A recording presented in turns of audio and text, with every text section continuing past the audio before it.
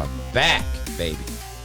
Joined as always by my lovely co-host Chad and bronze runner-up in the Special Olympics, Logan Boone, teammate at Vinci. Thanks for having me. Hey, anytime, brother. Like I said, anytime. I didn't expect you to take me up on it the next day, but I meant it when I said it. I'm glad. I'm glad to have all you guys.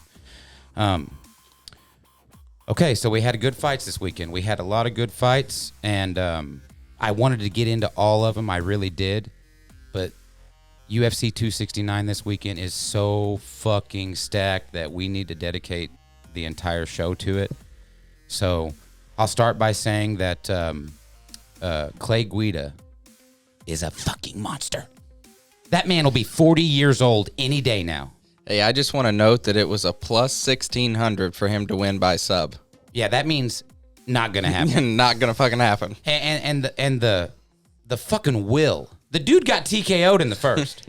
He got beat the shit out of for the first 3 minutes of that I fight. was waiting for them to call it, and I was like, God damn it, Clay, I got you on the money line, you know? And that motherfucker was grabbing ankles and using his wrestling and staying alive, and I fucked up. I went to get a drink and serve the kids some food, and I heard them going ape shit and ran in there to the replay of him choking this motherfucker. And it was so awesome to see, man. And after the fight, he got on the mic, and, you know, they're always hounding these guys to call someone out. They're trying to make it the WWE up in this motherfucker. And he said, you know what? He might laugh at me, but if Nate Diaz wants to get that one back, I whooped his ass back in the day. He can have it. And I just loved that he called him out, you know, like, it ain't happening. Nate's fighting Chimaev or Connor, and then they're letting him sail off into the sunset, I think. Mm-hmm. And I don't think he'll ever fight in another promotion, but No, I don't think so. he's rich. Oh, The Connor fights, I mean, the BMF shit, he's set. But it does bother me they're trying to throw him to the wolves. Chimaev's a fucking savage. Yeah. But it was nice to see Clay get the big win in the co-main, and then the main event. So wasn't looking forward to the main event as much as I might have been if Aldo was fighting somebody else, because I just don't like Rob Font. I don't think Rob Font belongs up there. And I feel validated in that thought. He threw the kitchen sink at the man in the first 2 minutes, and then he looked like Cody Garbrandt for the rest of the fight. Aldo did what he wanted when he wanted. Was anybody screaming at the TV for leg kicks? I was like, where the fuck? Yeah, that's his signature move. Where the fuck are they? Even the commentary about round 3 said, man, he's really moved away from the leg kicks now that he's training Navy boxing. And I thought, if you can hear DC, bro, throw him. Mm-hmm. And after he landed that one, it took him off his feet. The first one. The first one, like, crippled the dude. Yeah. Dude, you've been doing that since round 1, and we'd have a finish under 2.5. He wouldn't be able to walk. Fuck no. Well, he barely could, man. I mean, it was 50-45, 50-45, 49-46. It was total domination, as it should be. But I didn't expect that. I thought Rob Font was not that good, but I didn't know if Aldo was still the man. We've seen him be up and down. We've seen him take a loss that he got robbed on, and we've seen Piotr Jan fucking go apeshit on him. Since then, he's been on a bit of a streak. For a dude that my whole young adult life could not make 145 without killing himself, it is crazy to see him in bantamweight excelling. But like you say, Chad, you always say this. You think it's a genetic thing. You think that he is a phenom in freak shape, but just genetically he gasses. Yes, I have said that forever, and I'll say it about Connor too, because Connor takes it more seriously than what people think. They just genetically do not have it, I don't think. Some people are freaks, and some people aren't. Right. Look at Tony Ferguson, Nate Diaz, people like that. The cardio kings. Aldo's not. Right. And something Tony and Nate have in common is like a slender figure. They are not muscled up. Now, Tony has always been kind of ripped, but he is not muscled up. Nate looks like what I look like with my shirt off, minus a couple pounds. I mean, he just looks like a regular man, you know, like an everyman. But the motherfucker will fight for 12 rounds if need be. He proved that with Leon. Mm-hmm. Boy, What a way to steal the show. What a way. And talk to you the entire time. Oh, yeah. Yeah, he'll tell you you're a bitch for 25 minutes. I've never seen anyone get their ass kicked for 24 minutes, but steal it with one punch. Not even a punch, a slap. And I'll say this. Anyone else did that, and Leon's still the talk of the town. But because of Nate's star, all it took was that pointing at him after he touched him up. And we were all going apeshit, man. But I'll say this. Have you seen Connor lately? He's Yes. big. He is fucking huge. Like 190 pounds. And that's going to backfire. No part of me thinks that's a good thing.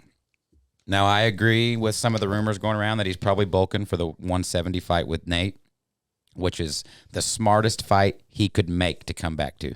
Don't take the Chandler fight. Don't call for the belt, dumbass. Get a win. And Nate is a great opponent. It'll be a great fight, but it's a winnable fight. That'll be a coin flip, in my opinion. So I think this muscled up bullshit's going to backfire on the dude. But with Aldo, he is ripped, but he's not like fucking William Knight. He's not like a bodybuilder. He just gasses, man, and he did it again Saturday night. He fucked the guy up, but he gassed, and he gassed bad. In the 5th round, he dropped Font for, it might have been the 6th or 7th time. Dropped him and immediately took his back in rear naked choke position because he didn't have it in him to start raining punches. Got this guy flattened out on his back, and instead of, the commentary is going, if he would just throw some hammer fists, they'd have to stop this. And Aldo's just like, knuckles down on the mat, just resting. He's dead. He was dead. A better opponent, it might not have went that way for Aldo. And, you know, when you talk about what's next for a guy who just won a title eliminator, because in that was a title eliminator in Rob's mind. I mean, there's no question. And the only reason it may not be for Aldo is because, well, the champ is the guy that finished you last summer. I don't think that matters. It's been a year. If Aljamain can't get his head out of his ass, let Aldo fight for the belt. But he ain't beating Peter Yan. No chance, man. Peter's scary. He's a machine, dude. I mean, we really thought Sandhagen was the answer. No disrespect to Yan. We weren't like, Corey's got this, man. This is going to be easy. But we thought if someone's weird enough and fucking slick enough, it's this motherfucker. And boy, he gave it as good as he got it. It was a badass fight. But Yan, I mean, when it went to this decision, there was no doubt in my mind. No. Yan won 3-2, 4-1. I don't even remember what it was, but it was unanimous. And Sandhagen's a killer, dude. I think he would destroy anybody else. I mean, the TJ fight raises questions about it, but that was a good fight that I think Corey won. Agreed. We've talked about that a lot. Yeah. I also think Sandhagen I won. think he won, but it is a loss on his record. And Aljamain Sterling choked him out in 120 seconds, which is a bad look right now. And the popular thing to do is to shit on Aljo, but the dude is a killer. He can't beat Yan, but he can beat a lot of guys. He's a killer. Just the way he got the belt rubbed all of us wrong. It rubbed all of us wrong. Chad told me the fucking funniest thing earlier.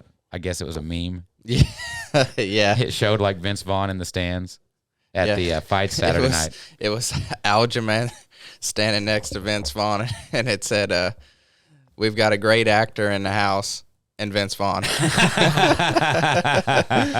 Which, if you've seen the Sterling versus Yan fight, we all know. The dude took a knee while he was down, and it can't be great. It had to suck. It looked pretty solid. But Aljamain was okay for about 2 seconds, and then he realized what was going on and started rolling around, and then it was worse and worse after that. When he threw the belt down after he got it, it was worse. I mean, it was bad, dude. It was bad. But do you think, like, at the end of that, he was like, oh, shit, what did I do? Like, I won this, but now I'm going to have to deal with winning this? Man, you know, I think every bit of that man believed he was going to win it on the walk. I believe there was no doubt in that bad motherfucker's mind that this Russian dude's going down. Then the fight happened. Then he gets illegally struck. I think in the beginning, Aljamain didn't realize he was getting the belt. And then within a minute or so, was like, holy shit, I'm getting the belt, you know? But no, I don't think he was like, oh no, what do I do now? I think he's like, oh fuck, I'm gonna make a couple big ass paychecks while I defend this thing. I'm gonna get a few moments of shine here. Yes, and he's been shining and blowing up social media and doing everything but fighting. And it's about time to strip this motherfucker. Yep. I mean, no offense, Aljamain's a cool dude. I love that he kind of is playing the heel now that everybody hates him anyways. But I watched some badass videos of him sparring like 6 weeks ago. If you can do that, you can fight. And he's milking it. He doesn't want that yawn smoke, dude. He doesn't want it because now he doubts himself. The guy thought he was unstoppable. Now he's thinking, fuck, maybe that's the one guy that can get me. But it'll be interesting. I mean, Jan's obviously fighting TJ Dillashaw or a title fight. There's no other choices. Correct. For Aldo. Don't know what'll happen there. Aldo Dillashaw, I mean, who wouldn't have wanted that 4 or 5 years ago? We want it now. I mean, it'll be great. Probably a fight night main event, probably. But yeah, I feel like we're getting robbed if that's not 5 rounds. Oh, definitely going to be 5. Definitely going to be 5 rounds. But we're getting robbed. I don't think it's a pay-per-view main card because it can't headline. No. If you got a belt, it can't be 5 rounds unless they break the rules. Now, when they broke the rules for the Diaz, was it Diaz versus Leon? Oh, to make it 5 rounds. It was Nick Diaz and Robbie Lawler they got 3. Who got the 5 rounds that wasn't a... Nate and Leon. Oh, that was it? Yeah. And it was cool to see a 5-rounder that wasn't a title fight or a main event. It's like, fuck yeah. We were even talking like, what if the whole main card would be 5 rounds? Who doesn't love fucking 5 rounds? Aldo. He likes 3. He likes 3, let me tell you. But it's going to be cool to see what happens. I just don't think anything does. I think maybe if he slips past TJ, Jan stops him again. Mm-hmm. I think if TJ gets him, TJ Jan's an awesome fight, but I don't think TJ can handle Peter Yan either. I don't think so either. I think Yan is the bantamweight champion until he decides to fight at featherweight or... I mean, anything can happen. We're about to break down a card where there's a plus 900, a fucking stud fighter. She's a bad bitch, but she's got to be plus 900 because she's fighting Nunes. We're about to... Rousey Holm. We always talk about it. Anything can happen in this game. That's why we fucking love it. That's why we love it. But I just don't see Aldo getting past either of those guys. Rob Font, you're on the way back down, buddy. I know you're watching. I told you, babe. You didn't belong up there. Go fight Sugar Sean. Because these top 5 guys, dude, they're all killers except for Font. Did you see where he fell in the rankings? No. I didn't either. I didn't check. No, I didn't look. What was he, 4? He was 4. Aldo was 5. So Aldo's probably 4. Yeah. Unless they gave him the 3 spot, which they do sometimes, bump him up an extra 1. I'm sure they didn't bump Font down too much because he is he's not that young. Aldo was only 1 year older than this dude. Yeah, Aldo looks like he's 50. It's that scar. Yeah. It's that bitchin' face scar, dude. That bitchin' face scar makes him look... Dude, I totally forgot. His fucking eye was mangled. Mm-hmm. It was bad. Bad. And then I saw a post-fight picture of him like this. It looked fine. In the fight, dude, it looked like the orbital got broken. Did you see that picture of Font and his wife? No, I didn't. It was a picture of them like in a hospital bed, and she was smiling, and it said something like uplifting, like, gonna get back on the horse, but Rob looked like he was bawling. And I did feel bad for the guy. I don't hate him. Mm-hmm. Just like the Beneil Dariush thing. I just don't think you belong where you're at. I don't know. I don't know what's next for Rob, but it's probably like the 6th or 7th ranked guy. Mm-hmm. Probably could be fighting Cruz or Pedro. Someone coming out of that. Yeah, Very well could. Yeah, he could. Mm-hmm. He could. Someone in that area. That's very true. That's very true. Because if Sugar Sean can get a win this weekend, he'll get the 15 spot again. Mm-hmm. Last time he got the 15 spot, he lost his next fight. So he needs to... Maybe they feed him to Cheeto. I would love that, dude. That rematch is going to be so big.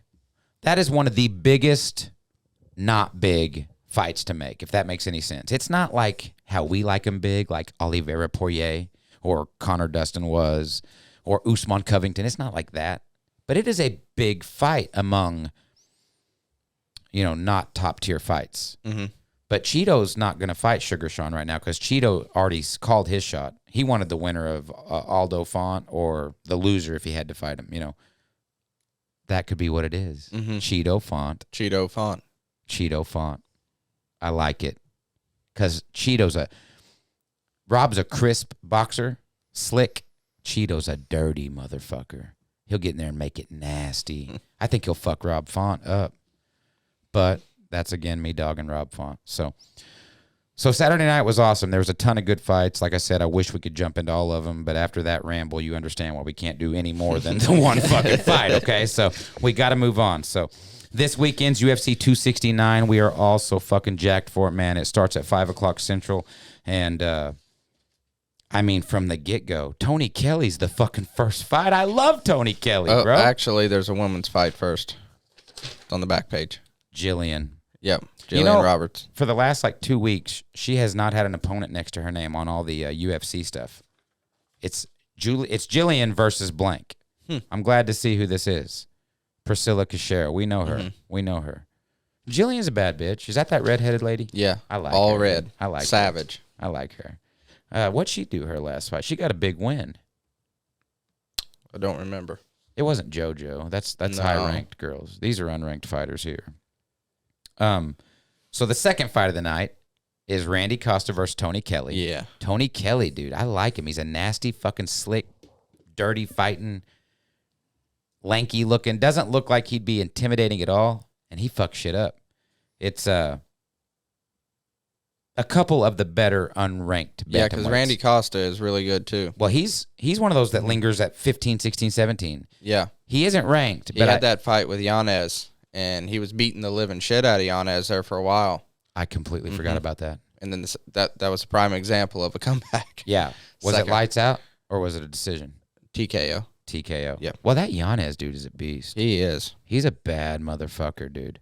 I don't know if he will be something, but he could be. He could be. He's could definitely on the right track. He's been calling out Sugar Sean, and Sugar Sean responded and said, I'm worried about Paiva, but in March I'll fight. You know, I don't think that's good for Sean.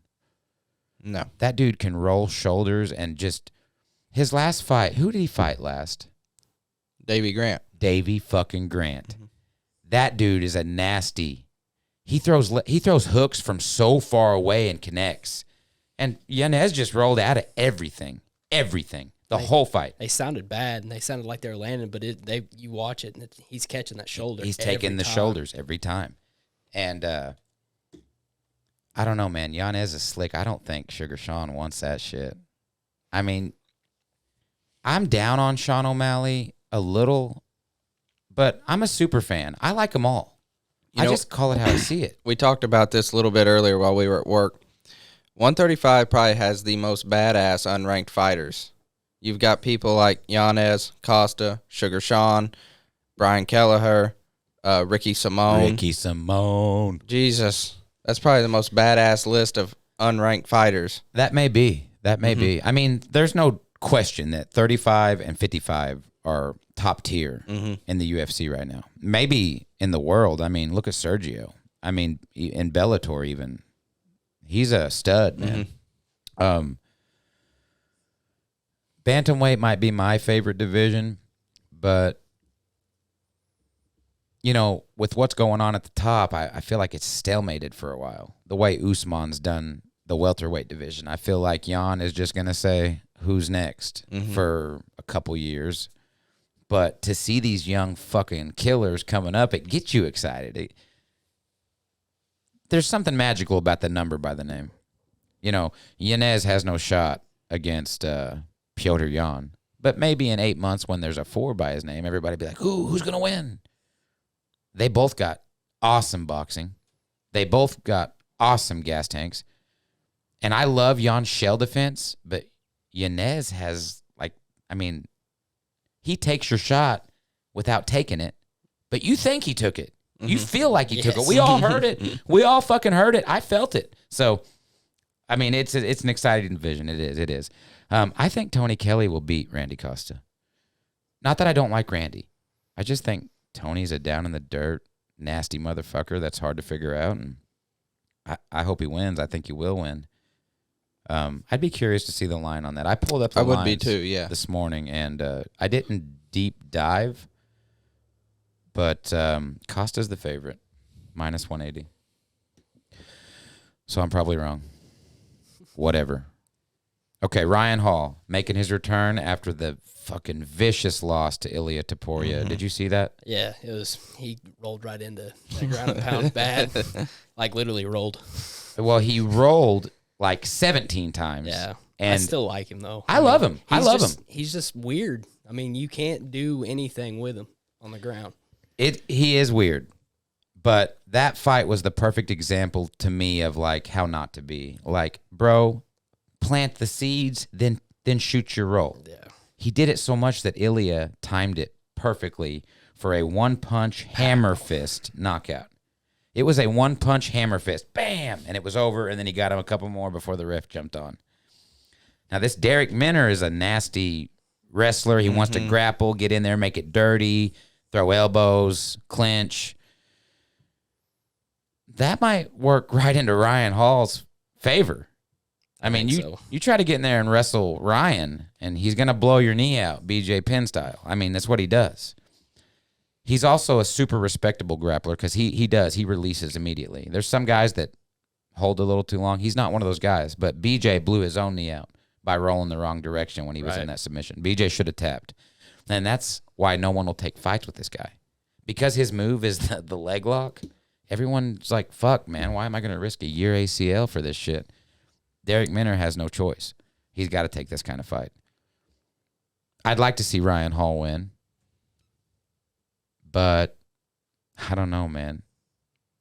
Is his confidence shook after that was a vicious knockout? That was bad. And it was a while back. He's taking some time. Normally, he's off for an extended period of time because no one will take the fight. Right. The dude was like, 3-0 in the UFC for like 4 years. Like, no one would take the fight. He even had like an 8 by his name and couldn't get a fight. What is he's like 8-2 now, isn't he?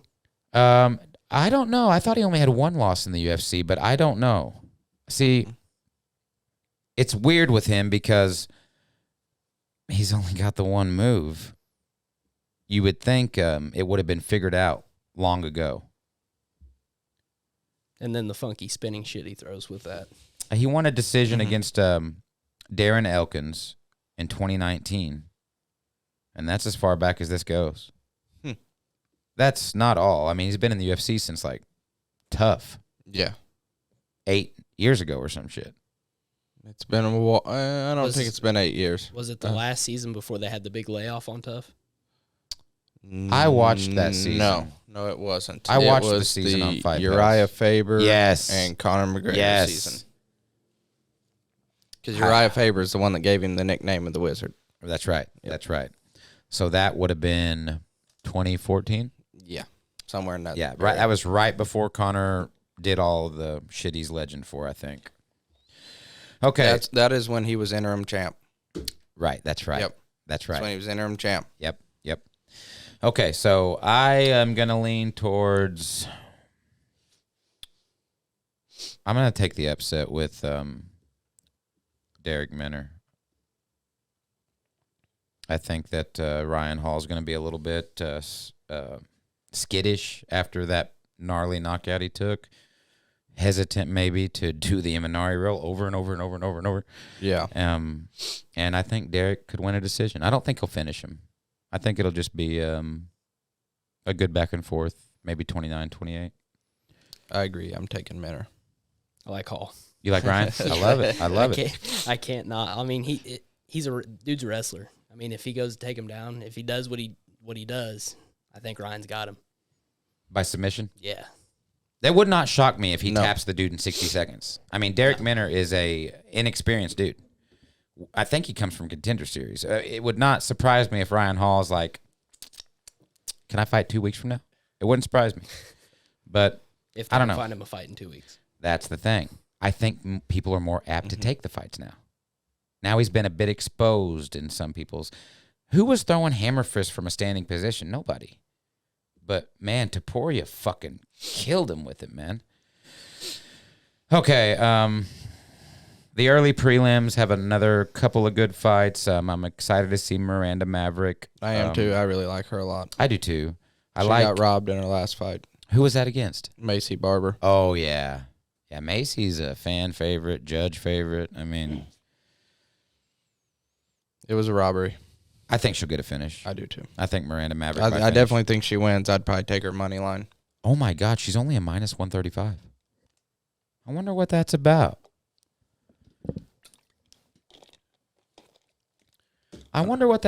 Because she's a stud, man. Mm-hmm. Her by knockouts plus 800. What's her by sub? I'm gonna sprinkle that in a couple parlays. Plus 900. Actually, Erin Blanchfield, her opponent, by knockouts plus 700. Wow. So I guess she's more likely to get it than to give it. Alex Perez. I like him. I know he's not had a great run lately, but he is a big favorite against Matt Schnell. What's the line on that? He's minus 335. Schnell is plus 260. Yeah, that's pretty sizable. Perez by knockouts plus 270. Submission plus 400. I mean, it's anybody can win that fight. Right. But I really think Perez will have an easy time there. Andre Munez is fighting Eric Anders. That's the main event on the early prelims. So here's where things get juicy. You remember Jordan Wright? Is he the diabetic? Nope. That's Jordan Williams. That's Jordan Williams. Yep. Jordan Wright looks like an All-American college guy. And okay. Yeah, I know. He is a 185-pound stud. He's a very young guy. He's a finisher. I like him. But he's fighting Bruno Silva, who is minus 400. The Bruno Silva's a bad dude. I want to take Jordan so bad just because, like, when you're betting on this kind of shit, like, you don't just want to pick someone like me who doesn't have, like, I can't just put, like, 10K on a sure thing that pays 8K. Mm-hmm. I need to reach. I need the guys that are plus money. I put a couple guys that are plus money together where 20 pays 1,000. Last year, I had a run of a few weeks in a row where I won like 4 different paid $1,600 parlays, like 4 weeks in a row, just from picking 4 fights. And I had a bankroll, and I'd put 200 on it instead of 20. But playing regular, you got to chase the big pluses. And Jordan at plus 280, I think, is prime money line. I'm not going to pretend to know how he'll get him, but throw that dude money line in a couple parlays, and it'll skyrocket it. And Bruno's good, but Jordan's equally as good. It boggles the mind that he is such a big dog. Okay, then we got the first big fight of the night. Yeah, I'm excited for this. Yeah, I know. Go ahead. Tai Tuivasa and Augusto Sakai. Bam, bam. Yep. Now, that's ranked heavyweights, correct? Yes, I'm really excited for that. I really think Tai Tuivasa's got it, too. He's on a roll lately, and we're going to get to see a shoey. You think so? Yeah. I like the shoey thing. I don't drink, but I think it's fun. Did you see the fight where he was at the Apex and they couldn't get him a beer in the Apex? He was so upset. Did you see the fight? Like I ever miss one, baby. Hey, I thought you might have had something else to do. Fuck them. Bro, I was coming home from like Holiday World one Saturday with the family and had this motherfucker open on the dash, streaming it on the app, okay? I'm into this shit, man. I don't like missing. Sakai is ranked 11th, and Tai Tuivasa is unranked. He is unranked. Yeah, how do you like them apples? I wouldn't have thought that. Nah, Tai still wins. He takes that 11 spot.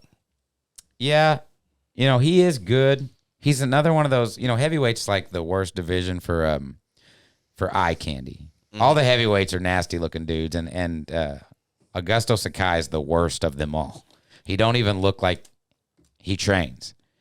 But the dude's a beast. If he wasn't a beast, he wouldn't be up this guy. Who was it that he fought that finally stopped his run? He fought a high-ranked guy. He has fought in a main event twice, actually. Once earlier against Alistair Overeem, and gosh dang it, not Jairzinho. Yeah, Jairzinho. Was it Jairzinho? Strike. Yep. And he lost both times. Lost both times. Okay. Yep. So he's one of those dudes that when he gets to the top of the pops, he struggles a little bit, but Ty's the opposite of that. Ty's the up-and-comer. Ty's the unranked. I'm going with Tai Tuivasa, too. I think he's the better striker. They are dead even, minus 110.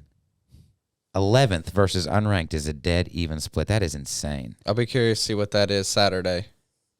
Oh yeah. It's gonna move in Ty's favor. It's got to. Sakai has no fan base around here. Tuivasa is a fan favorite. Just that alone will move the line, which I know is not right, but it will. The under 1.5 is plus 110. Under 1.5 scares me so much. I want 2.5, under 2.5. Yeah, you have a little bit of a a security dude. base there. I don't know how many times I've been on the couch like, kill me. 4 minutes to go in the third, and I know it's not going to happen. It happened. We had a real cool one time. We needed it not to go the distance, and at the very last second, one of these big heavyweight motherfuckers got a knockout. I can't remember what it was, but it's like my dad said something to me one time. He said, I hate betting the under. Feels like you're on borrowed time from the beginning. Now, he wasn't talking fighting. He was talking football. But I feel the same way. If I bet a fight to go the distance or to go over X amount of rounds, the fight starts, and I go, what the fuck were you thinking? The first punch thrown, I'm like, man, any one of those could end it.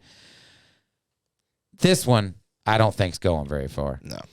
I think Tuivasa's got the better chin and the crisper striking, and I'm going to bet the under 1.5. Yep. I think that's a good bet. All right. Here we go. Prelim Pedro Munoz versus Dominic Cruz. So this right here is a testament on how stacked this freaking card is. Dominic Cruz is not even the prelim main event. Not only is he on the prelims, he's not even the main event. I know. It's crazy, man. Yeah, that's how good this card is. Bantamweight go, right? I think so. I mean, until someone else does something longer, he's the bantamweight goat. I mean, he's got a tainted history with the injuries. I mean, that's the fucked up part. And then Cody Garbrandt made him look like he didn't belong. And that's not panned out either because Cody, he's an up-and-down fighter. I mean, like I said last week, he's making a desperation grab at the flyweight belt because he just can't quite cut it. I think Cruz by decision. I mean, he's slick. He's still Dominic Cruz. He's the GOAT. I mean, he's slick. He's got the best footwork.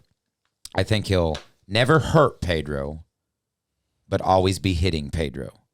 And I think Pedro, like he always does, will swing for the fucking fences and whiff constantly. When he's in a bad spot, he just throws haymakers. It worked on Garbrandt. I mean, it worked real good. But Dom is more composed. Dom is more slick. The fact that it's 3 rounds instead of 5, I don't see any other scenario other than Dominic Cruz by decision. And I don't think there's anything Pedro can do other than get lucky. I mean, I know Henry TKO'd Dom, but even that was a weird one. That was a weird one where it was a TKO. It was not a knockout. Unless his chin's going out, there's no way he loses this fight to me. Yeah, and he's not going to indulge in a firefight. He's too smart for that. He is. And that's what Pedro needs to win. I agree. I think he'll dance around the cage and do exactly what he needs to do to score points. And I think he'll be a smug prick about it in the post-fight presser when he says, I'm trying to climb the ladder again. I want my belt back. Of course I'm not going to get in a firefight. He's a smug prick. Did you hear what he said today? About DC? About DC. Mm-hmm. I did. That pissed me off. Did you hear it? I did not. He's doing his pre-fight interviews with all the media. If you know how that works, like he sets at a stage and then every media outlet's there to ask questions. He just answers them for like 20 minutes. Well, DC came up. I didn't see it in the clip what they said, but this cocksucker said, yeah, I mute DC. I mute the fights when DC is commentating. He said, I like DC. He's my friend, but he's just here for the paycheck. He doesn't study tape.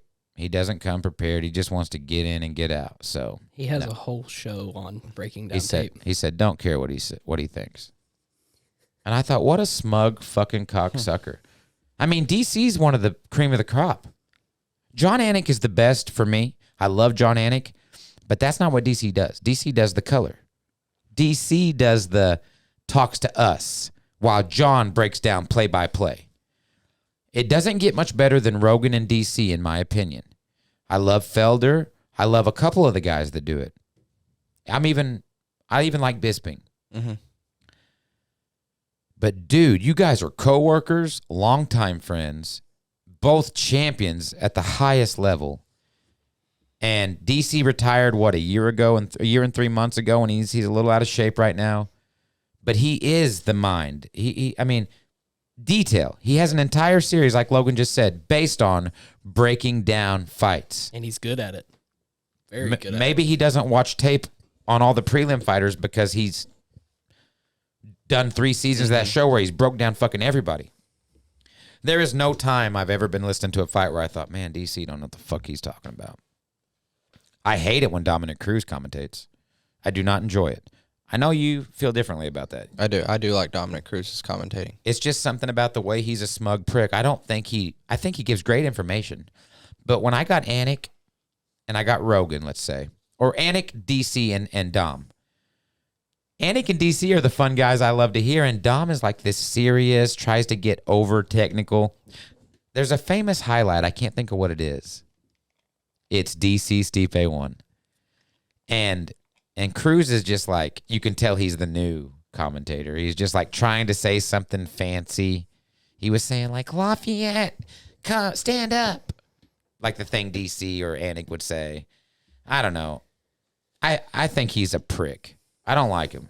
And I know he's probably going to see this, but I don't like him. I would love Pedro to knock him out, but I just don't see it happening. But to start a war with DC, the face of the company, DC's got multiple shows. DC is their main color guy. Not colored guy. Color commentary guy. You racist prick. You racist prick. But, yeah, I just can't believe he did it. I hope there's a little aftermath. I hope there's some fallout from this. DC is a guy that whether you love him or hate him, you're going to have to deal with him. He's there. So, he's there. He ain't there going to nowhere. stay. He's there to stay. Now that he's done fighting, he's definitely I'll be honest with you, for the longest time, I did not like DC. And he's still not my favorite, but I've learned to deal with it because he ain't going nowhere. Yeah, he ain't going Yeah, nowhere. you got to learn to deal with it. He's one of my favorite commentary guys. Not that I hang on the words he says, but I just like when he's there. It's like a more fun atmosphere. When it's like Anik, Cruz, and Bisping, that's my least favorite group. And not Anik. Who's the backup? Who's the guy that fills in for Anik on the smaller cards? Oh, I can see his face, and I can't think of his name. Fucker's name. I feel so bad because he never gets credit. But when it's those guys, man, I'm bummed out. When it's John, DC, Rogan, Felder, like I said, Bisping's okay. I enjoy all that. But to throw bombs at him right before a big fight, I hope DC rips his ass and throws his head out of the game. And last fight Dom had, he came out and he shit all over the guy that owns Monster Energy. Mm-hmm. I was going to say the same thing about him calling out somebody. I said, unless he calls out John Mellencamp again. How crazy is that? He's always stirring shit that he shouldn't be stirring. He's a smug prick. I don't know. I think he'll win, but I hope he doesn't. I hope he gets knocked out. All right, main event. Prelim main event. Don't get too excited over there, Skyler. Prelim main event. Josh Emmett versus Dan 50K Ige. Awesome fight. I can't believe it's after the Cruz fight, but you understand why. It's fireworks. It's the last fight before you got to click buy for $80, and it's fucking fireworks. Yep. Don't know what's going to happen. But it ain't going the distance. It ain't going the distance. Who's the favorite in that? Emmett, I believe. Emmett's minus 165. Well, Emmett had fight of the year last year, or runner-up, maybe. I don't remember. Yeah, with Shane Burgos. With Shane Burgos, and it was a fucking war. Now, Josh Emmett won the fight, I think. Right? I think he lost the first round and then won the next two. Or was it vice versa? I didn't like the look you made. Shane Burgos won. Did he? Yep. Okay, so Shane Burgos lost the first round and then put it on him for the last two, but it was like fight of the year. It was like a fucking war. It was awesome. That's why he's the prelim main event. And Dan, I like Dan Ige. That last fight when he got the 7-second, 8-second knockout was fucking nuts. I didn't expect it. Who was that against? I don't remember. I feel so bad. I do. But I love the fact that his nickname wasn't 50K for the longest time. He said, man, I really like getting these $50,000 checks. And it just stuck. Really? Yeah, it wasn't 50K forever. Oh, No, that's not. I've only known him as that, so I just thought it was always his name. No, it became very early in his UFC career because he kept getting 50K checks. Gavin Tucker was the guy he knocked out in 10 seconds. It was actually 22 seconds. Then he won or lost a decision to the Zombie. Yeah. That's what it was. He got the main event and kind of came up short. Mm-hmm. So that was a fight night main event. I would say prelim on a pay-per-view is not a big step down from that, but no. But Josh Emmett from the Zombie is a little bit of a step down. Mm-hmm. Emmett's probably ranked top 10. Yeah, I'd say so. But Zombie was like 3 or 4. And Zombie had just got destroyed by Ortega. So we kind of thought, yeah, maybe it ain't there anymore. And then he whooped ass. So Dan Igue's looking for a win, looking for a finish. But Josh Emmett, man, he's a badass too. Not to go the distance. Yeah. Safe bet. Yeah, safe bet's not to go the distance. Or if you want to get fancy, you could do under whatever amount of rounds. It's probably 1.5. Hell yeah. They probably really got you. Let's see here. Emmett's the favorite. Under 2.5 is plus 150. I like it. That's probably what I would bet. Under 2.5. Unless you wanted to take Ige, because Ige is the exact same odds, and you could moneyline it and have it anyway. But I think it'll be a good fight. I mean, I think Dan Ige is probably the better fighter. Mm-hmm. But when you're throwing haymakers with Josh Emmett, anything could happen. So you got a pick on that? Do you know those guys? I like Ige. You watch every fight. I watch quite a bit of them. I've watched at least the last 3 of Ige's fights. What do you think about him? I think he's freaking tough. He is tough, right? What was he fought Cater, did he not? Yes. Yeah, he fought Calvin. And they had a war. They had a war. Yes. And I believe Cater won that. Yes, he did. Yeah, Calvin Cater won a decision. But I was very impressed with Ige at that point, and I've kind of followed him from there. Yeah, he's beat Mirsad Bektic. He beat Edson. And then the run we talked about with the Gavin Tucker fight, that was 3 straight for him. Kevin Aguilar, Danny Henry. You get back 2-3 years, he's fighting kind of lesser. But yes, he's been on a good run. I'll tell you someone who did beat him, Julio Arce. I'm fairly certain that's that unranked guy that fucked up Moises a couple weeks ago that I said, you got to see this guy. This guy can barely make weight. This guy's got 18 wins and like 2 losses, and they're all finishes. He beat Ige a few years ago. Okay. Interesting. But yeah, I'm the same way. I mean, every Saturday night I'm watching. Like you told me that the other night. You said, "Yeah, buddy, I watch everyone, Fire Stick or ESPN Plus, one way or the other. I'm watching Throw me under the bus, little Fire Stick. Same here. Oh, I'm very open about it. In fact, I'm Dana White after you. Come get it, Dana. I'm very curious. We might talk off air what you use on Fire Stick, because I've always used a similar type of thing. I need to update it. I've got like a Fire Stick from 15. Like, it's old. Yeah. Well, my Fire Sticks always quit going after a couple of years. I got to replace them like every 2 years. But they're only like $40. But it's still. Imagine if you had a Blu-ray player 8 years ago, and every 2 years you had to replace it. You'd be like, what the fuck? So the Fire Sticks are filling in for that, but they seem to they start lagging real bad after a couple of years. You can delete everything on them. It don't help any. Yeah. But okay, main card, the top 5 fights of the night, man.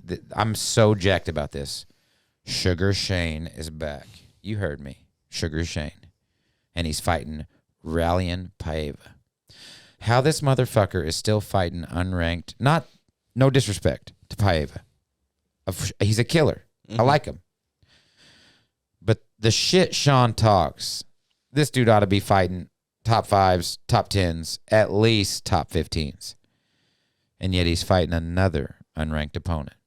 Now, he did a big interview with Brett Okamoto and said, when I signed this fight, Paiva was 15th, and like 2 weeks later they took him out. I don't know what. I don't even know if that's true, the lying fuck. But I do believe that was true. Was he ranked? Because when Paiva beat Kyler Phillips was ranked 14. But that was controversial, right? Yes, it was. Kyler should have won that fight. I thought it was a draw, actually. That was one of the very rare cases that I really thought this was a draw. A 10-8 and then 2 rounds to the other man. Kyler and Sean are training partners. So Sean said he wants to do it for him, da-da-da-da-da. But because of that fight with Kyler, he knows how tough Paiva is. Mm-hmm. And because of the Chris Moutinho debacle, do you know about the Moutinho fight? With O'Malley. Yeah, yes. Came in on short notice, and Sugar Sean couldn't finish the kid. No. It was a bad look. Herb Dean stopped it very controversially in the 3rd round with 2 minutes to go, and Sean got shit for that. Mm-hmm. He needs a finish. He needs a first-round finish. Seriously. You can only be... He mentions Eddie Wineland every fucking interview he does. Like, Eddie is a tough guy. He's a tough guy, man, but he's past his fucking prime, and you were supposed to smoke him. Please let it go. He never brings up Cheeto unless he has to. He hangs his hat on these old highlight reels. It's time for some new ones. If he wants me to be back on the train, start wearing the T-shirt again, he has to finish this dude in the first fucking round. He has to. I don't think he will. I think it'll be another tough fight. Paiva's tough. He is. He's super tough. He's durable. I like O'Malley, but I agree with you. I don't understand why he doesn't fight ranked guys. Like he said, the paycheck, whatever. He did. Have you seen where he lives? Yeah. You don't need the paycheck if you want to fight. He come makes in bank. And fight. He makes bank from his own merch and from his Twitch. Like, he is a Twitch superstar. Right. But he did come out, for those who may not know, he did come out 6-8 months ago and say, listen, I'm on my rookie contract. If you know what that is for like the NFL players, that's when they don't make shit. I don't make shit. Base pay. He said, I'm not bitching because they give me a platform to make bank on my merch with my fans. But if you think I'm going to go fight Murderers Row for 20 and 20, blow me. You can only say that for so long. Mm-hmm. In fact, you say it again, and I'm not a fan because the whole goal is to be the best, is it not? Why are you here? Why are you here? Yeah, why are you here? In this interview the other day, he was saying that he wanted to fight Jan, but nothing to do with him being the belt. I still want that fight more than any other fight, even if he loses the belt. Acting like the belt don't matter. That's all you care about is being Conor 2.0. That's all he cares about. Rallying Paiva is not going to get you there. Chris Moutinho, who was he supposed to fight the Moutinho night? Smolka? Yep, Louis Smolka. Not going to get you there. All tough guys. But Sugar Shane acts like he is like the cream of the crop. If you're the cream of the crop, prove it, dude. Who's the 10th ranked bantamweight? Who's like a top 10, but not all the way at the top? 10. That'd be somewhere around the Edgar category. Oh, yeah.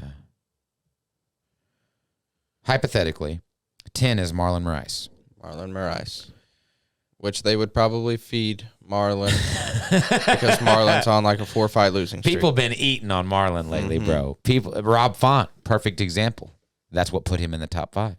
Or look at Merab Dvalishvili. That's right. My guy. That's right. That is your guy. Fight Merab, Sean. You beat Merab Dvalishvili even by decision, even by split decision, and I will fucking come on this show and brag to the millions of fans about how badass you are. But I'm sick of this, dude. Give me a Sun Tzu, Frankie, Song Yadong, Cody Stamen. Fight one of them. Yeah, Song Yadong would be cool. That would be cool. That guy bangs. They had him ranked as the top fighter under 25 years old in the entire sport. I thought that was really cool because he's a bad motherfucker. I'm just very curious what's next for Sean. If Sean goes out and gets the win like he's supposed to, what's next? Am I mistaken in thinking I seen something on him saying something about the baddie, Paddy Pimblett?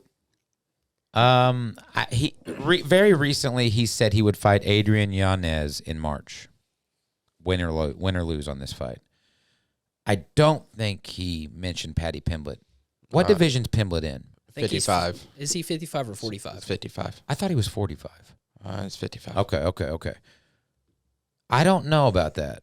I know he talked a little shit about Patty because Patty said his name in an interview. Nothing bad. He was just saying, like, the Sugar Shawns of the world or something.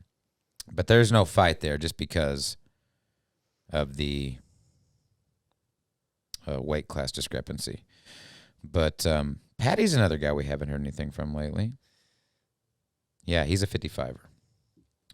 Patty Pimblett calls Sean O'Malley a bitch-ass pothead. That's what it was. Yeah, he said very classy things about him. Very classy things. But that's another example of a 55er picking on a 35er. I don't give you no clout with me. You're fucking 40 pounds heavier when you're walking around, you know? O'Malley calls the baddie a fat-ass shithead. If Sugar Sean loses, he's in deep shit. If he wins, oh well. No big deal. He needs to step up in competition. He needs to smoke Paiva and take on a ranked opponent. And if he's not going to take on a ranked opponent, he needs to fight Adrian Nunes in March like he said he would. Yes. You said that, and us super fans got excited. Don't go back on it. Right. Okay, moving on. Fuck Sugar Sean.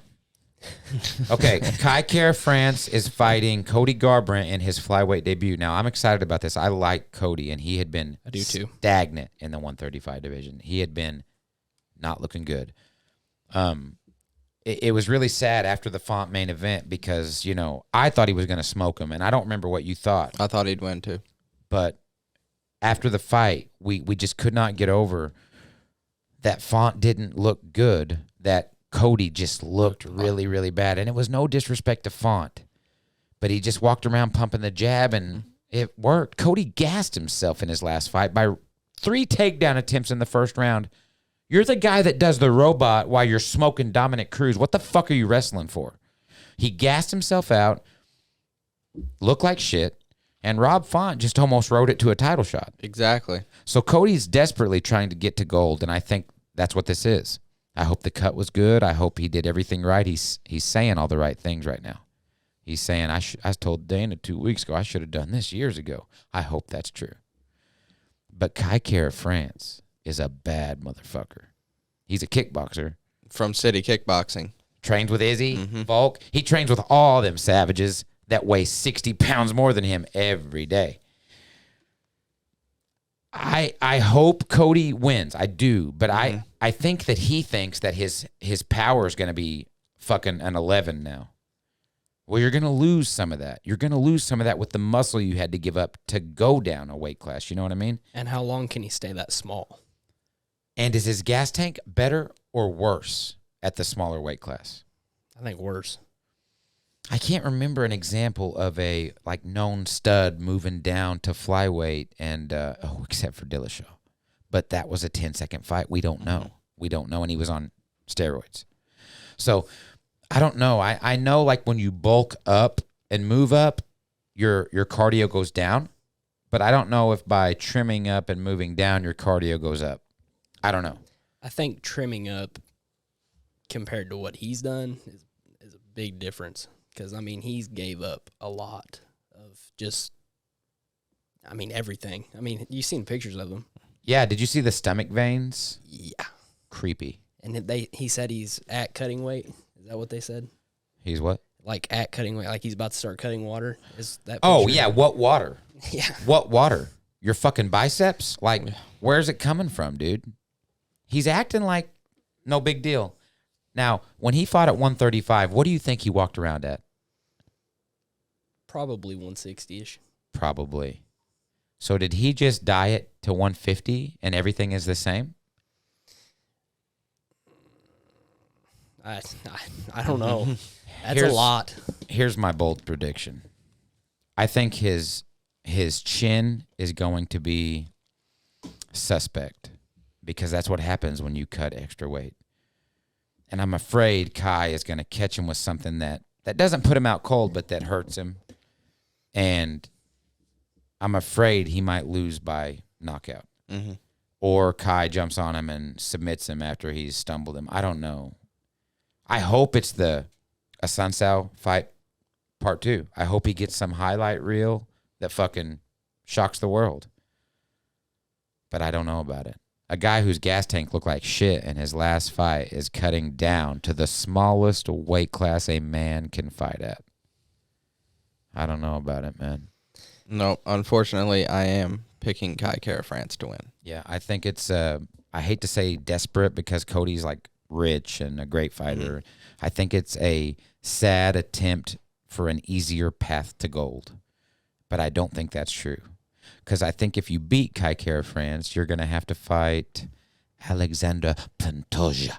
And I think if you beat him, which would never happen, you're going to have to fight Davis and fucking Figueiredo. And if you get past him, you get a piece of the assassin baby Brandon Moreno. I just don't see, unless he's one punching these motherfuckers. I mean, that's kind of where I was at with it. Like, I think he still might have that pop, but I mean, that's his move. Yeah. Of course he's going to have power, but is it going to be that much more than what these guys are used to, or is he just going to be fighting faster opponents than he's used to? Because these guys are going to be faster. He handled Dominic Cruz like it was nothing 5 years ago. Was that 5 years ago? And Dom was known for speed. But Cody's done this a little bit since then. Went downhill for those of you on audio. And he's fighting some tough motherfuckers. I mean, City Kickboxing is one of the best gyms on the planet Earth. Full of killers. Champions. Yeah. Champions. And I'm taking Kai Kara France. Logan? I'll be the odd man out again. I'll say Cody. Is that because you love him? Yeah. Is there anyone here picking against Sugar Sean? No. Okay. I just wanted to clear that up. Oh, did we not pick? Oh, no, I think Sugar Sean wins. Most likely by finish. Sadly. If it's a decision, it's bad news for him. But yeah, I think he'll win. I'll tell you this, if he starts doing that dribbling and acting like he's playing basketball shit, it's going to bite him in the ass. You got to quit goofing off in the cage. Do the job, do it awesome, and then fuck around and dance and celebrate. But with Moutinho, it's like he was trying to get off the biggest combos he could to like he was counting them in his head. I don't know. He just, the fact that kid came off the couch and walked Sugar Sean down for 14 minutes. He just kept going. The kid had no technique. The kid had no technique, but the motherfucker couldn't stop him. I mean, yeah, I'm taking Sugar Sean, Kai Kara France on these first two fights. This next one's the one I'm least excited about on the main card, but I have no right to be. It's a badass fight. Least excited, but very interested. Yes. I want to, because this is a very big turning point for either one of these guys. Jeff Hands of Steel Neal, coming off back-to-back losses. Mm-hmm. His fight in Santiago Ponzinibbio, who was supposed to, in 2018, he was it. He was the next big thing. He was Hamzat, basically. He was Hamzat Chimaev. That's right. He was coming. He had the Hamzat hype. Yeah. He had the Hamzat hype. And then what was it, injury or suspension? Yep. Or Injury. 2-year injury. Something bad. Even an ACL is like 1 year or 16 months. This was like 2.5 years he was out of the game. And came back and lost. Yep. Lee Jingalang. And then went to war and got a big victory. Who was that against? Miguel Baeza. Yeah, Miguel Baeza. That's another bad motherfucker. But Jeff Neal's definitely a step up. For sure. Yeah. For sure. He's on the down right now, but he's still a bad. I mean, his hands are still, boy. One of his losses was Wonder Boy. Yes. So. Yeah. Wonder Boy's the Rubik's Cube of the welterweight division. He's hard to figure out. And there was no shame in that, but I will say I think Wonder Boy won like 5-0. Oh, he did. It was 50-45. Any of them. It could have been 50-44. I would have been shocked. About round 3 or 4, I thought I'd just give him a 10-8 just because. Like, God dang. Jeff couldn't do nothing. No. But they're going to meet in the middle. There ain't no doubt about it. Does Jeff have grappling? I mean, I know they all have some. It's not what he's known for. It's not what he's known for. I think he's got enough to get up. Enough to get up. It shocks me sometimes. Like, I worship these guys. Like, I just look up to all of them. But when a guy's just, like, laying down and refusing to get up, it blows my mind. They all train jiu-jitsu. All of them. But Jeff Neal's like me. He's one of those guys that falls in love with the other part and lets the other part go. Like, a lot of fighters do that. It's hard to be well-rounded, but I think Ponzinibbio is. I think he could grapple. I think he could tap him. I think he could knock him out, and I think he could take him the distance. I'm taking Ponzinibbio. Same. Do you know Santiago? I don't know him. I've watched Jeff Neal like. Jeff Neal's a very known commodity, and he's a good fighter. Yeah, nothing against Jeff Neal. Nothing against him. But Ponzinibbio, he's got his whistle wet. He's had a couple fights back. You know, coming back from 2.5 years, some people may never come back from it. Mm-hmm. And he came back and had 2 fights, and I think he's ready to make his run. Now, I don't know if that's all the way to the top. Let's be honest. You even make it to the top 5 over your next 3 fights, you got Chimaev in the way. Mm-hmm. But like you just said, that was the shine he had 3 years ago. He was the Chimaev. He was the man. He wasn't fighting like once a week and getting that kind of hype, but he was the killer. I think he'll win, and I think it'll go the distance. It's only 3 rounds. And Jeff Neal, he's a tough dude. He won't get knocked out, I don't think. I could see him getting caught up in some sort of submission maybe, but I think Ponzinibbio money line would be a good bet to make because, let's see here, Ponzinibbio money line.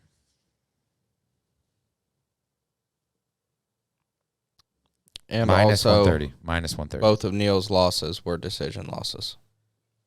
He got outpointed both times. Yeah, Wonder Boy's not a big finisher, but No, and his other one was Neil Magny, also a point fighter. yeah, also a point fighter. Yeah, he's going to get in there and swing and bang. He's going to bring out his inner Derrick Lewis. But will it be enough?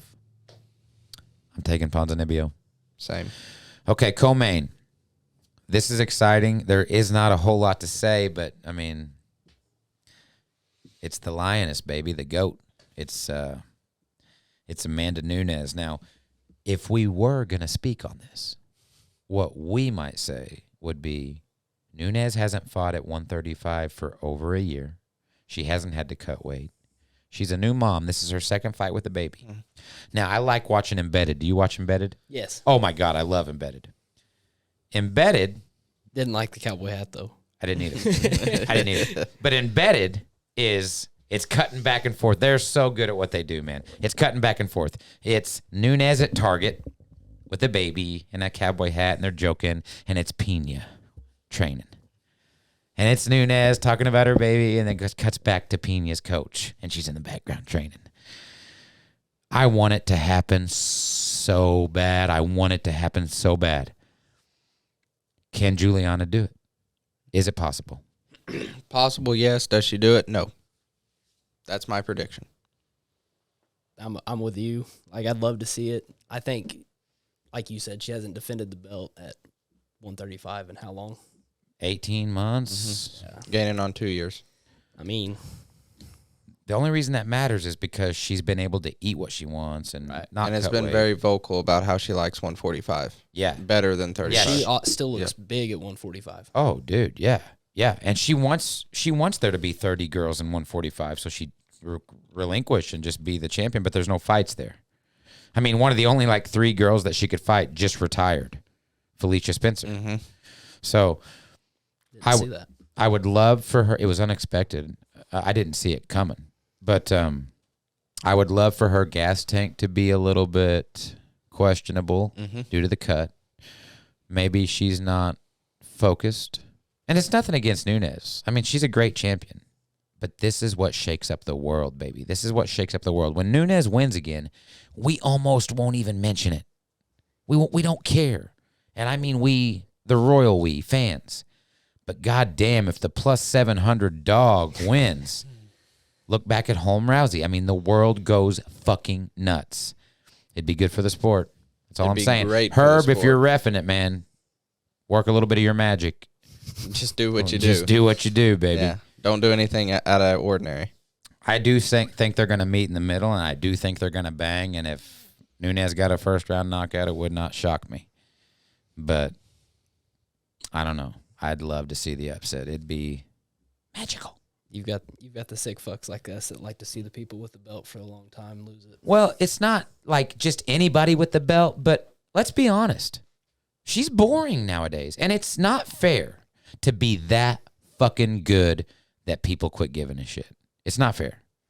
John Jones. Unless she's fighting Valentina, I'm not even excited. Mm-hmm.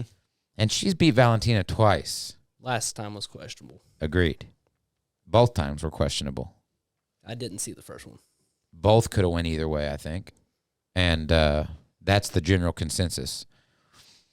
But because of those fights is what cements Nunes as the lady GOAT. Valentina is far more impressive in every victory, I think, than Nunes is. Now, that could be bias. I like Valentina a lot. I would say she's one of my favorites. I would never say that about Amanda. But, Juliana, please shake up the fucking world, And I don't know. I think Nunes will probably win. I do too. I wouldn't bet it. Nunes money line is minus so much money you can't make any problem. Minus 900. Under 1.5 is plus 100. It takes the ladies longer to finish. I mean, Nunes has probably got a shitload of first-round knockouts. Well, I mean, she finished Megan Anderson in the first round. What about Cyborg? First round. It's what she does. Mm-hmm. She didn't finish Valentina, though. Nope. God. All right, boys, main event. The main event. Dustin the Diamond Poirier and Du Bronx Charles Oliveira. Poirier second-round knockout. Ooh, specificity. I like it. I've been rolling with Dustin this whole time, man. I think he's got that big, wide back. He's the stronger man. He might be a better boxer. Charles is probably a better striker. Charles is very technical. Like, one thing you hear about the knockout of Chandler, it was like the perfect left hook. Mm-hmm. It was like the best left hook ever thrown. Like, this is going to be interesting. Now, the submissions are a wrinkle for Charles. Of course, that's what he wants. He wants to submit Dustin because striking, they're probably equal, and grappling, they're probably not. But Dustin went toe-to-toe with Khabib, and he doesn't get enough credit for it because... No, he did well. He did well. He did well. He did well. Now, I won't pretend that he was really going to submit Khabib, but he did well. He held his own and doesn't get enough credit for it. So a couple things have happened this year. Dustin's 2-0 against one guy, against Conor McGregor. That means a lot of money, and it means a lot of shine, but doesn't mean much to a fighter.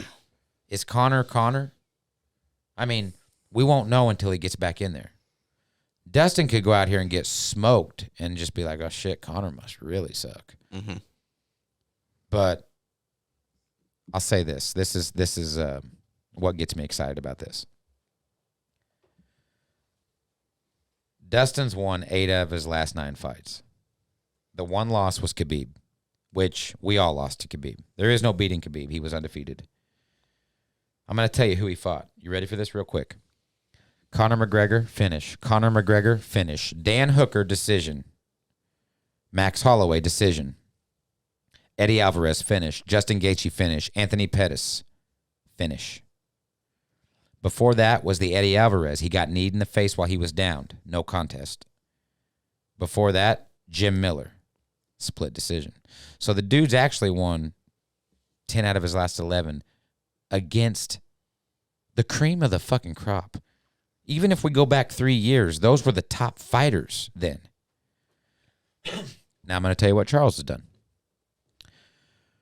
Charles has beat Michael Chandler by finish, Tony Ferguson by unanimous decision, Kevin Lee by guillotine choke, Jared Gordon by knockout, Nick Lentz by knockout, David Tamer in 2019 by choke, Jim Miller, rear naked, Christos Yagos, who is still an unranked journeyman, and Clay Guida. He beat Clay by sub in 2018. Now, that was on the Whitaker-Romero 2 fight card. No dogging Clay, a legend.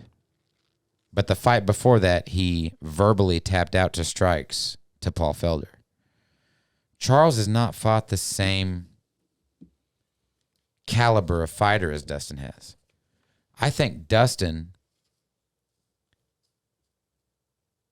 I just think Dustin is going to walk through this motherfucker like it's nobody's business. And I know that's not right because Charles is the champion, man. He's the fucking champion. And he don't get no respect. He don't. But I just don't think he's... I don't know. We saw what Chandler did to him. Mm-hmm. Now, we know he won, of course. We talked about this today. The dude got 10-8'd by Michael Chandler, who is not a bad fighter by any means. But he was losing that fight. That fight could have been stopped.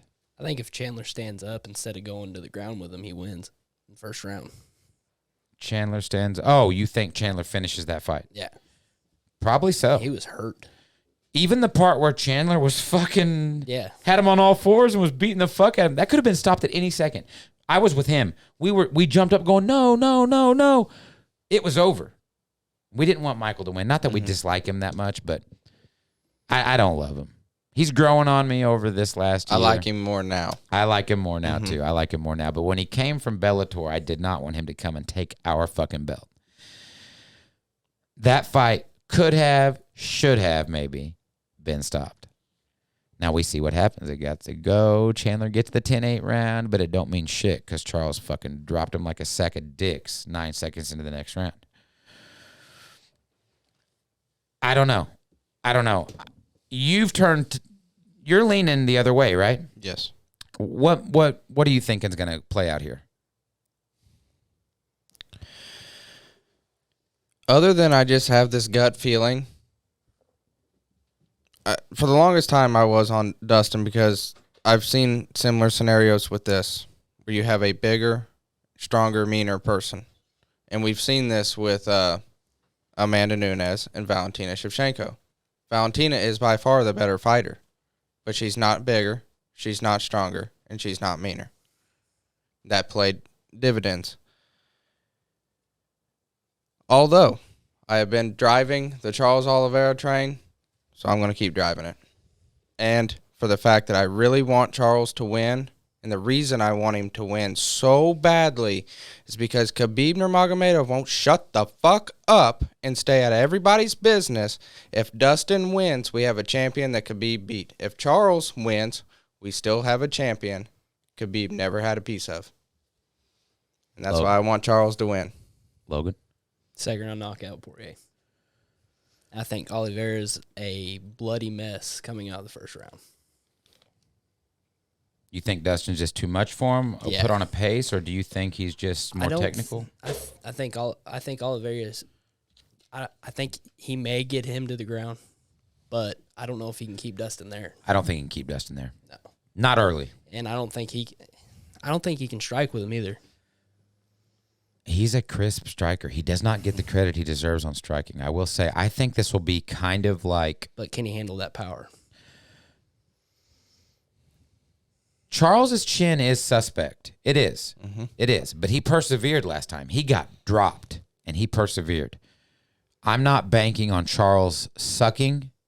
I'm banking on Dustin overcoming the long journey, how close he was in the Khabib fight, and the fact that he has fought Khabib. The fact... 3 rounds with Khabib. Yeah. Yeah, I mean, he put up one of the better fights. Now, we always go back to, Ray Janelle, went the distance, whatever. He fought one of the better fights against Khabib.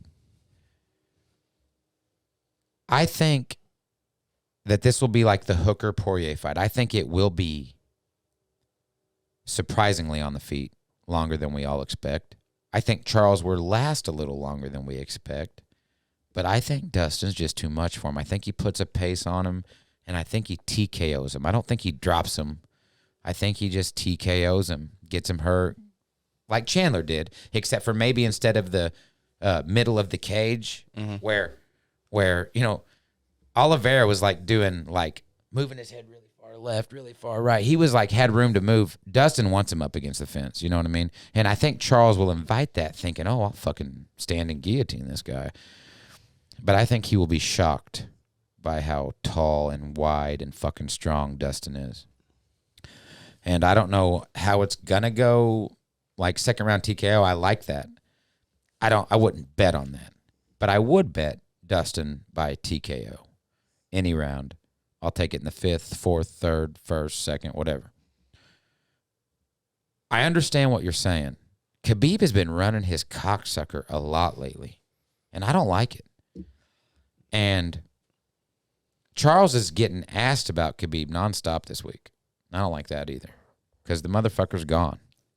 I get asking Justin about it before Justin fought Chandler because that was his last fight, but it's officially old news. He was good. He was 29-0. He fought 13 times in the UFC and it was in, 3 title fights? Mm-hmm. Okay. See you later, Khabib. We hardly fucking knew you. I understand why you might want Charles to win, so he would shut the fuck up. But I like Dustin, and Dustin winning leads to that super fight with Conor. Oh, I'm rooting for him. More excited about Dustin and Justin again. Oh, that'll be epic. Mm-hmm. That'll be epic. But he's a Conor hater, and I'm a Conor lover. I don't love him anymore. Like I told Chad knows, the last few months, Conor has made it fucking impossible to root for the motherfucker. That's how I was. I was a big Conor fan, and then after he broke his leg and said, like Poirier said, you can't say the things you say and get away with it. You're dead. Yeah. You're fucking dead. And especially with the background that we don't know about Conor. Right. The stuff that people say happened, no one really knows, the mafia crap with, over in Ireland when they were after him apparently for punching the dude in the pub. I didn't know about that. You don't know. You don't know what he's got. I don't know about any of that, but what I do know, and Chad knows it too, Conor McGregor's good for the sport. It's good for us. Yes. Love him or hate him, it is better for us when the motherfucker's involved. And let's be honest, he ain't getting a title shot against Charles. But with this Dustin storyline, he's got the perfect fucking way to sneak back in, and it'd be good for the sport. Be the biggest pay-per-view probably of the year. I think Dustin would put it on him again. And I think that all that aside, I just think Dustin's going to beat Charles. And I hate to say that because even watching the build-up to this weekend, when they show that little clip of him rubbing the belt when he got it wrapped around, I mean, you just want to root for the guy. He's the poor guy from the favela that fucking made it. 29 UFC fights before he got a title shot. It's hard to root against the guy. But, and when it comes time, you always find out who you're really rooting for when they say, let's go. Maybe I'll feel a different tune Saturday night, but I just think Dustin's going to get him. I knew about Conor in the pub, but I didn't know anything about any of that nonsense you're spitting over there about mafias, Irish mafias. But I think from 5 to midnight Saturday night, it's going to be glorious. I think it's going to deliver. Every one of them could go to the decision, and it will still be a great night of fucking fights. We all love the exciting finishes, but there will be a lot of finishes on this card, bro. It's a big card. Last thing I do want to mention for me personally is, the Zach fight did happen this past weekend. Yeah. And, being a teammate with a guy, it's different, if I was to tell you Zach lost by knockout, you might go, oh, dang, man, that sucks. But I fucking felt it. Like when it was happening, I did not want to look at the screen. Like I was sick over it. And it wasn't that he was outclassed. He's a knockout. Got caught. He's a knockout artist fighting a knockout artist, and he just got caught. And man, it sucks so bad. But I stand by what I said, man. Every time I watch that guy, he's stronger, faster, slicker, quicker, more technical than anyone I see. I mean, he is a great fighter. He took 2 fights in 3 weeks. And he never even said that. After the loss, I was like, you doing all right, man? We've had a lot going on. You okay? And he was like, yeah, man, just let down. I'm fine. I'll do this again soon. Yeah, he wants it back. And I love that attitude. But he did fight twice in 21 days while working a fucking full-time job with a wife and a kid, Christmas shopping, all the shit that regular humans do. Props to the guy. Yeah. The other guy might have been doing nothing but training for 6 weeks. We don't know. I don't know the other guy. I know that we all knew it was going to end in the first. I just think we thought our guy was going to come out on top, and it broke my heart, dude. Like it broke my heart. When he fought not this guy but the guy before, I was nervous as could be. Like I was scared to death. Like he's like, this guy's a wrestler. Didn't know how it was gonna go. So he wins the fight. So we go into this guy who's a striker, known striker. I'm just like, there's no way you're not gonna strike with Zach. The last fight was my first fight on the team where I got to come to the fight, and just everybody's hype and the family, the familial kind of feeling. Everybody loves everybody, and everybody's like, we got this, and it's a team thing. And just, I remember sitting in the front row thinking, I've jinxed him. Like, me being here and really wanting this guy to win, he's going to lose. And I was nervous the whole night. And then we actually had a couple losses that night on our team, and it was like, oh my God, like I'm a jinx. And, dude, when he knocked that motherfucker out, I was to the moon. And that he's right. It was all camp, as good as a camp as we can give a guy. This guy's a wrestler. We were taking the motherfucker down every chance we could get. And he was keeping us all off him, but trying to. Yeah, trying to. But this guy's a wrestler. And that motherfucker made it look easy. Yeah. So, like he said, when it came to this one, and, you know, I'm the most inexperienced guy in the room, but when me and Zach talk privately, which was usually in text, I would always say, you know, don't get in a fucking slobber knocker with this motherfucker. The last text I sent him was, don't get in a slobber knocker with this motherfucker, young man. You know, precision plus speed equals power. I always say that, like he doesn't know. And there's no way to stop two fucking car crashes. I mean, they're about to explode in the center of the cage. There's no way to stop it. You can be precise, you can be accurate, you can be slick, but man, someone's going to land a haymaker in a minute, and someone's going down. And it was sad, dude. He's still fighting for gold in March for... if that guy takes it. Oh, the guys... Well, they had that little post-fight thing where that guy said, I got to fight on UFC Fight Pass, kind of like dodging the whole... Is that what he was doing? That's kind of how I felt about it. And I think Zach kind of felt the same way, but okay. I guess we'll see. I thought he was just like gloating. I got to fight in 4 weeks. And Zach was like, yeah, I got one in 3, bitch. I took it as like, yeah, I'm worried about this right now, but we'll see kind of thing. But I will be very disappointed if that dude doesn't take that fight. I think Zach wins. Fuck yeah. But I mean, the dude lost at 55 and then went on a 4-fight win streak with 4 knockouts. I mean, it's what he does. Yeah. But for example, you were talking about how close we are at the gym. Did you hear about after the fight? Oh, I heard shit hit the fan. It got a little hairy. I heard shit hit the fan, and there was part of it that I don't think I want to be on the air. No. But I did not like that if that was true about someone else's family, someone else's wife. But that's the weird thing, man. You go to these things, and it's not just a bunch of guys that like watching fights with beer guts. It's all the other guys who may not be good enough to get in the cage, and so they start shitting the fucking crowds. I would never do that.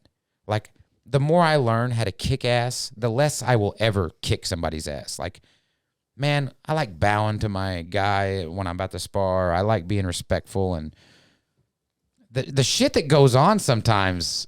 I hate that. I don't like that. The trash talking and stuff. I mean, we're already going to punch each other in the face. Right. Just let it be that. Yeah, I agree. But being at the Ameristar Casino, which was like such a fancy type of deal. It was cool. I thought it would be a lot more professional outside. I did not think we would have to worry. They did have security and stuff. That got it resolved, along with some of us that were a little more level-headed about it. Right. Yeah, I hate to hear that. That just, it taints the game. It's like when Khabib jumped the cage. That taints that entire night, that entire moment, you know. I'm just glad we didn't start it. Right. But we didn't start it last time either, but that was one of the nastier ones. It's just like, just being involved is a bummer. Yeah, it's just, with that was just kind of like we beat the hometown guy. Right. Right. And there's always going to be a hometown guy, you know. There's always going to be drama and bullshit, but. So that's that. You know, Zach will fight again soon. I hope he's taking a little much-deserved time off. I mean, the motherfucker's been in camp basically for... He doesn't come out of camp. I know. He just does not stop. Man. 4 o'clock in the morning lifting weights, then going to work for construction, manual labor all day. Yep. He works like the same hours we do, but he goes to the gym for an hour and a half beforehand, and then he goes to train with some MMA class afterwards. It's like, holy fuck. I don't know how you could do it. It would be awesome. That dude, if that dude could get paid to train, he would excel even further than he is now. Like, he juggles so much shit. But it was tough to take. It was Yes. It was tough to take. Props to Kurt Wright. I'm sure Zach would say the same thing. Oh, yeah. Props to the man. He's obviously a good fighter. Oh yeah, definitely. Obviously. Definitely. He looked the part. He did. He did. He looked And he was very respectful after the fight. awesome. I mean, he was. See, I was watching on TV. I didn't. He said something like, "At least this guy da da da," and I thought, "What the fuck did he say?" But I bet he was saying like, "At least this guy would take the fight." I mean, on short notice. From what I got, obviously there's extracurricular stuff that happened in the crowd. So what I caught of it, Zach and him shook up, and it looked pretty respectful. And then that happened. So right. So that taints it, but it is what it is. Shamrock was a cool promotion. I hope we end up back there, man. Any of us, like it's a cool place. And it seems like they took care of the fighters that stayed there. They got this. I know that Zach stayed at the casino. I'm pretty sure. Awesome. Like I saw his fucking sweep, the bro. Snap. Holy shit, man! That motherfucker It's was an apartment. Yeah, he was living the dream for the weekend, man. And I'm pretty sure, like most promotions, it was any medicals would be taken care of if need be. Yeah. I hope Zach took advantage of that if he had anything, but said he was fine. Oh, he hung out with us after the fight. Okay, It cool. was great. I wish I could have been there for a minute. It broke my heart. It broke my heart. I asked. I was like, "Where's Dan at? Where's he at?" Home with the kids. Super dad. Super sad. Gotta live that dad life. Yeah, I love it. I mean, that's my favorite thing. Oh, man. yeah. Being a daddy first and then MMA second. And this right here, I love doing this with you guys. But that's all I got, man. 269 is going to be the shit. We'll recap it a little bit next week and talk Lewis and Dawkins. But I can't fucking wait, bro. I can't wait. Can't wait. I'll see y'all then. Yep.